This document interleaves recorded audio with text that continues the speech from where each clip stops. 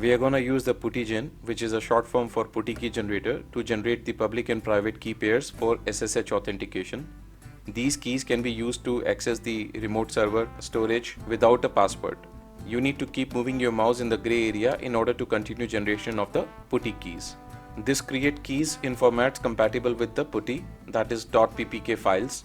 When dealing with SSH keys, security is crucial. Always follow best practices to keep your keys safe.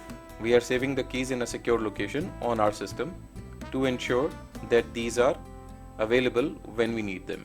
You can use a strong passphrase that will act as a second layer of protection if your private key is ever compromised. You should always share only the public keys. You will need your public key on the remote server, be it storage or the OS itself, and you will keep your private key safe on your local machine from where you are accessing your remote server. When you try to connect the server or the storage using the public key that is stored in the PuTTY, the server will not prompt you for the password.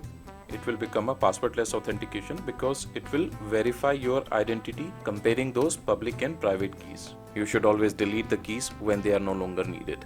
I'm going to show you how to use these public and private keys in the next section.